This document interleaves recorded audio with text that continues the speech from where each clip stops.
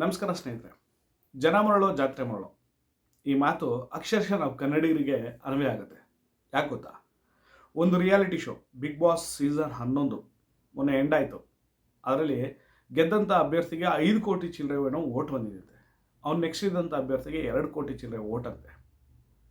ಈ ರಾಜ್ಯದ ಜನಸಂಖ್ಯೆ 6 ಕೋಟಿ ಅಂಥದ್ರಲ್ಲಿ ಒಬ್ಬ ವ್ಯಕ್ತಿಗೆ 5 ಕೋಟಿ, ಇನ್ನೊಂದು ಅದೇನೋ ಗಿಮಿಕ್ ಇರ್ಬೋದು. ಒಬ್ಬನೇ ವ್ಯಕ್ತಿ ಎಷ್ಟು ಬೇಕಾದ್ರೂ ಓಟ್ ಹಾಕ್ಬೋದು ಅಂತ ಏನೆಲ್ಲ ಗಿಮಿಕ್ ಇರ್ಬೋದು. ಆ ಥರ ಗಿಮಿಕ್ ಲೆಕ್ಕಾಚಾರದಲ್ಲಿ ಅಷ್ಟು ಕೋಟಿ ಓಟ್ ಬಿತ್ತು ಅಂದ್ಕೊಳ್ಳೋಣ. ನನಗೆ ಆಶ್ಚರ್ಯ ಮೂಡಿಸೋದೇನು ಗೊತ್ತಾ? ಏನಕ್ಕೂ ಪ್ರಯೋಜನಕ್ಕೆ ಇಲ್ದಿರೋಂಥ ಒಂದು ರಿಯಾಲಿಟಿ ಶೋ, ನಿಮ್ಮ ಜೀವನದಲ್ಲಿ ಯಾವುದೇ ರೀತಿಯಾದ ಬದಲಾವಣೆ ತರದಿರೋಂಥ ಒಂದು ರಿಯಾಲಿಟಿ ಶೋಗೆ ನಮ್ಮ ಜನ ಇಷ್ಟು ಮುಕ್ಕರ್ಕೊಂಡು ಒಬ್ಬರ ಮೇಲೊಬ್ರು ಬಿದ್ಕೊಂಡು ಓಟ್ ಹಾಕ್ದಂಗೆ ಓಟ್ ಹಾಕಿದಾರಲ್ಲ, ಅದೇ ಜನ ನಿಮ್ಮ ಜೀವನವನ್ನು ನಿರ್ಧರಿಸುವಂಥ, ನಿಮ್ಮನ್ನು ಮುನ್ನಡೆಸುವಂಥ ರಾಜಕಾರಣಿಗಳನ್ನ ನಾವು ನಾಯಕರನ್ನಾಗಿ ಆಯ್ಕೆ ಮಾಡಿ ಕಳಿಸುವಂಥ ಪ್ರಜಾಸತ್ತಾತ್ಮಕವಾದಂಥ ಚುನಾವಣೆಗಳಲ್ಲಿ ಓಟ್ ಹಾಕ್ರಿ ಅಂದರೆ ಓಟ್ ಹಾಕಲ್ವಲ್ಲ, ಏನು ಹೇಳೋಣ? ನಮ್ಮ ರಾಜ್ಯದ ಸರಾಸರಿ ಚುನಾವಣೆಯ ಒಂದು ಶೇಕಡಾವಾರು ತೊಗೊಂಡ್ರೆ, ಪರ್ಸೆಂಟೇಜ್ ತೊಗೊಂಡ್ರೆ ಎಷ್ಟು ಇದಾಗಿದೆ ಅಂದರೆ, 6 ಕೋಟಿ ಜನಸಂಖ್ಯೆ ಇರುವಂಥ ರಾಜ್ಯದಲ್ಲಿ 50 to 60 ಅಂದರೆ 50ರಿಂದ 60% ಓಟ್ ಆಗುತ್ತೆ. ಅಂದರೆ 6 ಕೋಟಿಯ ಜನಸಂಖ್ಯೆಯಲ್ಲಿ 3ರಿಂದ 4 ಕೋಟಿ ಒಳಗಡೆ ಜನ ಓಟ್ ಹಾಕ್ತಿದ್ದಾರೆ. ಅದೇ ರಿಯಾಲಿಟಿ ಶೋಗೆ 5 ಕೋಟಿ ಓಟು. ತಾವು ಓಟ್ ಹಾಕೋದಲ್ಲದೆ ತಮ್ಮ ಸ್ನೇಹಿತರಿಗೆ ಓಟ್ ಹಾಕು ಅಂತ ಹೇಳಿ ಅವ್ರ ಫೋನ್ ಇಸ್ಕೊಂಡು ಇವರೇ ಓಟ್ ಹಾಕುವಂಥ ಕೆಲವು ಮೆಂಟಾಲಿಟಿ ಅಂತ ಜನಗಳು.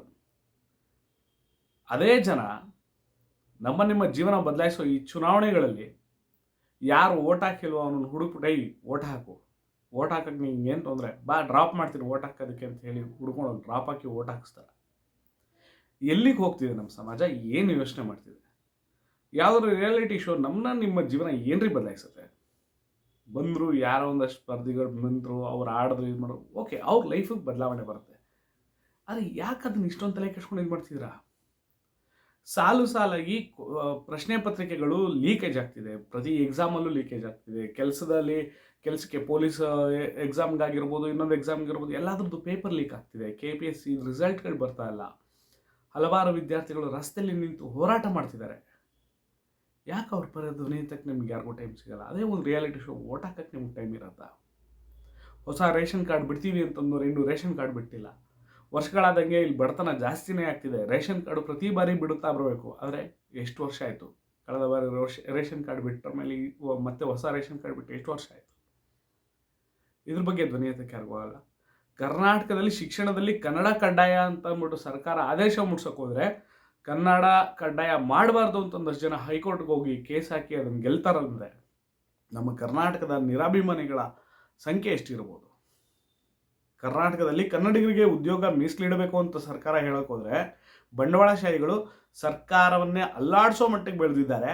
ಆದರೆ ನಮ್ಮ ಕರ್ನಾಟಕದ ಪ್ರಜೆಗಳು ರಿಯಾಲಿಟಿ ಶೋಗೆ ಓಟ್ ಹಾಕೋದ್ರಲ್ಲಿ ಬ್ಯುಸಿ ಇದ್ದಾರೆ.